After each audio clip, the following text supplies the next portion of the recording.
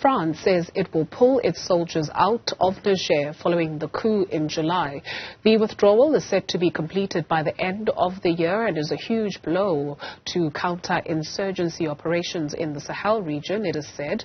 However, French President Emmanuel Macron says his country will not be held hostage after it refused to recognize coup leaders. The exit comes after weeks of pressure from the junta and demonstrations in Niger. Before the coup, the country was a key security partner of France and the United States, which was a base to fight the militant insurgency in West and Central Africa. La France a décidé de ramener son ambassadeur. Et donc, dans les prochaines heures, notre ambassadeur, avec plusieurs diplomates, rentreront en France. Et nous mettons fin à notre coopération militaire avec les autorités de fait du Niger, car elles ne veulent plus lutter contre le terrorisme. Ça sera organisé dans le temps, dans les semaines à venir, mais c'est la fin de cette coopération. Parce que nous ne sommes pas là pour participer à la vie politique, pour être les otages en quelque sorte de putschistes, mais je vais être très clair, ils vont rentrer de manière ordonnée dans les semaines et les mois qui viennent, et là nous concerterons avec les putschistes, parce que nous voulons que ça se fasse dans le calme, mais d'ici la fin de l'année. Okay, let's speak to counter-terrorism and security expert David Otto. Thank you very much for your time this afternoon. Before we get into the significance of this, Emmanuel Macron says that the military in Niger is no longer interested in fighting insecurity. Is that an accurate reading of the room, given the presence of the French force in the Sahel, and yet insecurity is still plaguing that region? Well, I don't think this is the narrative that the military junta in Niger would want to accept. Of course, insecurity has continued to, expand in that region since the French came in 2013. Mr. Otto, unfortunately, our connection is playing hide and seek, so let's just try and see if we can stabilize it and hear you, because we are losing you. We couldn't hear a word of what you said. If you could please take it from the top for us. You mentioned that the military in Niger wouldn't see it that way? Yeah. Yes, of course. I don't think the military in Niger would see this as, a similar narrative of what, is on ground. The French have been in that part of the Sahel since 2013, and we have seen continuous increase in jihadist, action within that region. So I think for the military in Niger, they would want to have the opportunity to launch a military intervention on their own, because of course they are saying, as their counterparts in Mali and Burkina Faso have said before, that they do no longer want the French presence, and they want to carry out these operations by themselves. So let them be given the opportunity to do that. When we take a look at the presence of foreign military bases on the continent, for instance, in Djibouti, you've got the United States that has got a permanent military base. Just maybe draw a picture for us in terms of what that looks like and why they would set up military bases in Africa. Well, this is one of the big questions. Since the 9/11, that's in 2001, where the jihadists struck the United States Twin Towers. This whole idea of the war on terror, the global war on terror, has led to a lot of foreign countries having military bases in Africa. The United States, as you mentioned, has Camp Lemonnier in Djibouti.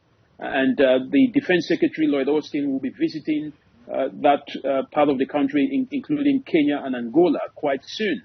We know that the U.S. also has two drone military bases in Niger as well, one in Agadez. And they are not just the only countries that have these military bases across the continent. I think the point that has to be made is that we haven't seen any improvement in terms of counterinsurgency in the region as a result of the presence of these military bases. So that leaves us with one option, that these military bases are in these particular areas not to fight insurgency as effectively as they say, but perhaps for geopolitical, positioning. And this is one of the reasons why the United States, simply ignored and tried to step away from the toxicity that the French brand has received in the continent by saying that they will carry on with military operations with the Niger junta.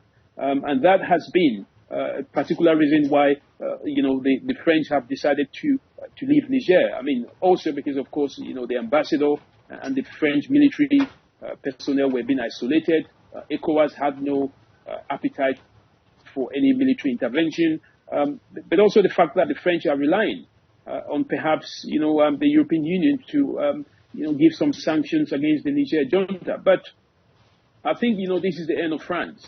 And perhaps, the end of his influence in that part of the region, in the Sahel, as we speak. That's an interesting observation. Is it really? Because you hear Emmanuel Macron in the clip that we just played before we came to you saying that they will come back gradually, also mentioning the likes of Mali. When you take a look at the monetary sovereignty of some francophone countries, his vision or his prophecy that they will come back gradually, what does that tell us? But I think more so, I would really like to get an understanding in terms of what it will take to get a handle on insecurity on the African continent. What is it that the continent is currently doing or needs to do or bolster or reinforce? What needs to be done by countries on the continent? It was in 2009 when Muammar Gaddafi was addressing the United Nations General Assembly, and he noted that since it was established, the UN Security Council in the 1940s, that there have been more wars than there has been more peace. More so given that the Security Council, they deal with issues of insecurity in Africa. What is it that Africa needs to do to secure Africa? I think the first thing that Africa needs to do is to secure a place in the permanent seat at the National UN Security Council, and this is one of the voices and the key points that were raised in the recent UN General Assembly in New York. We've got to be able to have a seat at the United Nations Security Council, a permanent seat, for that matter. And then, of course, you talked about the issue that Gaddafi had raised. I think the African Union has to be more organized in the way that it leads its members to, fight against insurgency and insecurity. We know that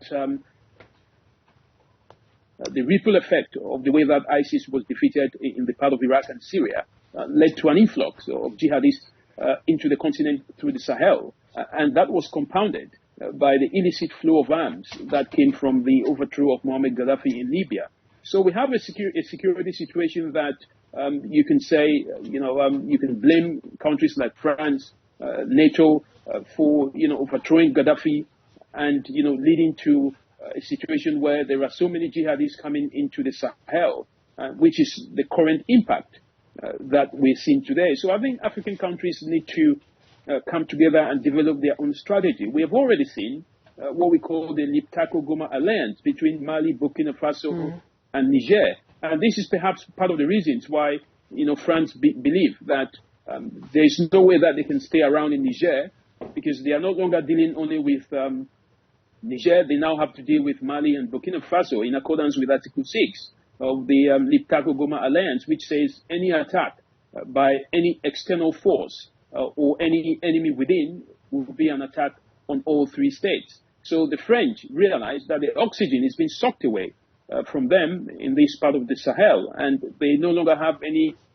foot to stand on. Mr. They Otto, did mention in the beginning. Unfortunately, thank you so much for your time. Unfortunately, that's all we can afford for today. Thank you very much for your contribution. David Otto is a counter-terrorism and security analyst. More news.